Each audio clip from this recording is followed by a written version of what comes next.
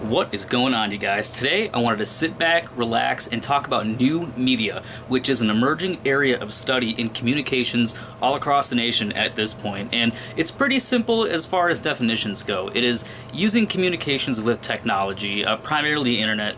I ripped this definition right off Google. It's the first one you find, and it's probably the best. Encompasses the general idea. But there's a lot of subsets of new media, and one of those subsets is gaming. Gaming has changed so much since the days of the Atari all the way to the Xbox these days.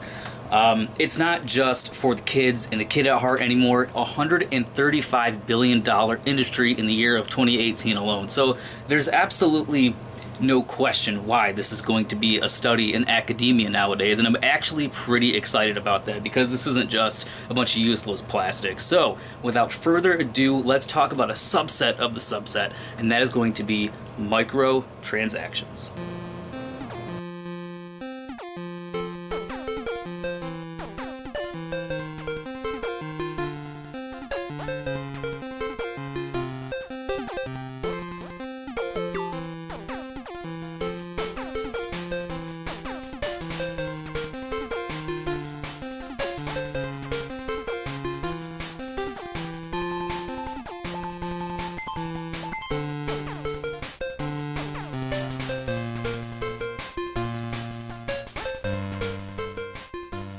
So I was actually shocked when I did my initial Google search for microtransactions, and I found out that the Oxford Dictionary has actually added microtransaction, and even Microsoft Word recognizes this as a real word.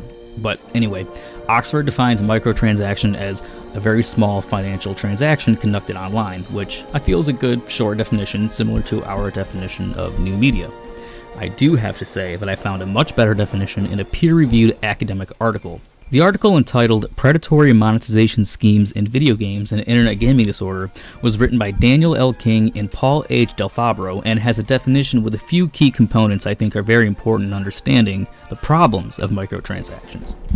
Predatory monetization schemes in video games are purchasing systems that disguise or withhold the long-term costs of the activity until players are already financially and psychologically committed. Such schemes contribute to the increasing similarity of gaming and gambling and the potential for financial harm for those with internet gaming disorder. The ideas that stick out as important to me are more or less buzzwords that sum up microtransactions: predatory monetization, financially and psychologically committed, and gaming and gambling. Paying a small amount of money in a free-to-play game has netted companies like Activision, who is a popular publisher for game series like Call of Duty and World of Warcraft, has reported in 2017 they made an additional $4 billion on top of all of their other game sales. That to me is just insane, because gaming, unless you're at an arcade, used to be a one-time thing. You buy a game, and if it didn't have enough content, you sold it to the game store for a penny, but now content can be seemingly endless and endlessly added. These games are predatory in their practices because they're free to play, or as I think it should be called, they're free to start. You get much of the content locked behind a paywall, making progress incrementally slow, or you can pay to win. Now, cell phone games aren't just problematic with this, but in 2017 there was a game, Star Wars Battlefront 2, by publisher Electronic Arts.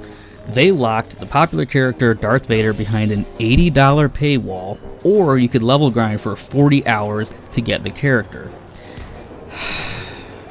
That's just not fair, alright? EA responded on Reddit, saying the intent is to provide players with a sense of pride and accomplishment for unlocking heroes. But this comment is now actually the most downvoted post in Reddit history. With all the money being made off of microtransactions, the more hardcore gaming crowd is stopping support. In 2018 at E3, an annual convention for video game companies, Activision Blizzard announced Diablo Immortal, a cell phone game, to immense backlash. Remember, Activision was a company that made over $4 billion in microtransactions in 2017. This video clip here demonstrates how the general public is starting to feel about these practices. As the platform for a new Diablo game, because nothing brings a family together like slaying demons. We are making a full-fledged action RPG you can play everywhere with everyone. Diablo Immortal. We are so excited about this game. Now, I know what you're thinking. Hey, just was wondering, is this an out-of-season April Fool's joke? No, it's a fully fledged Diablo experience on mobile, which everybody will get to play.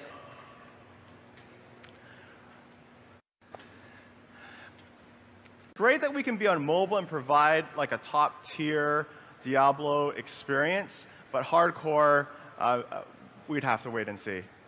Is there any plans to make this playable on PC, or is this strictly mobile forever? Are there any? The current plan is to be on mobile, both Android and iOS. We don't have any plans at the moment to do PC. Do you guys not have phones? Yeah, you guys all have phones, right? So now for some real world examples. These notifications, for example, are from one day, all telling me to unlock a chest that I can't unlock because I don't have the gems to open it.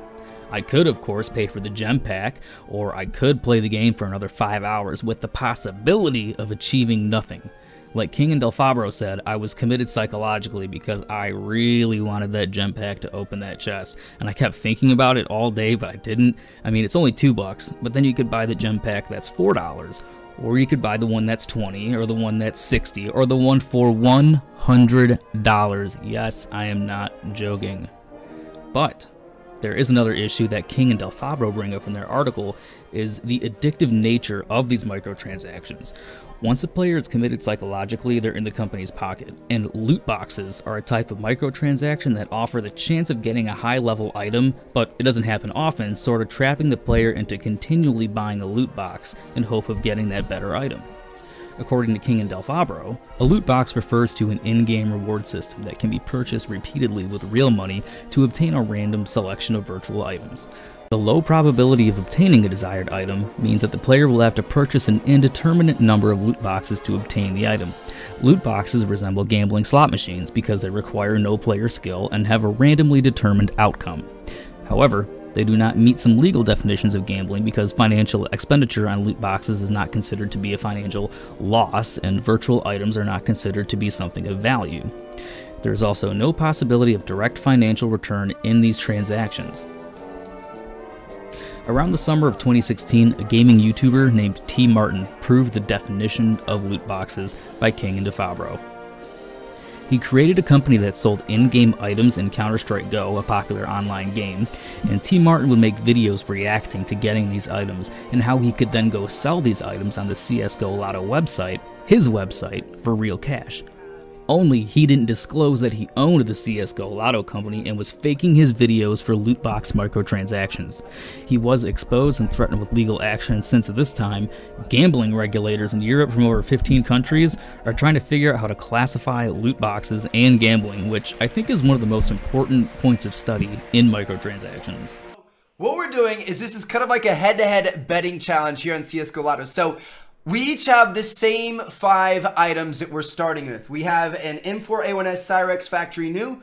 We have an AK-47 Vulcan Field Tested. We have an M4A1S Golden Coil Minimal Wear. We have an OP Hyper Beast Factory New. And then we have a Bayonet Rust Coat Battle Scarred. And all of those add up to $250. So we each have $250 worth of skins. We can play anywhere we want on the site.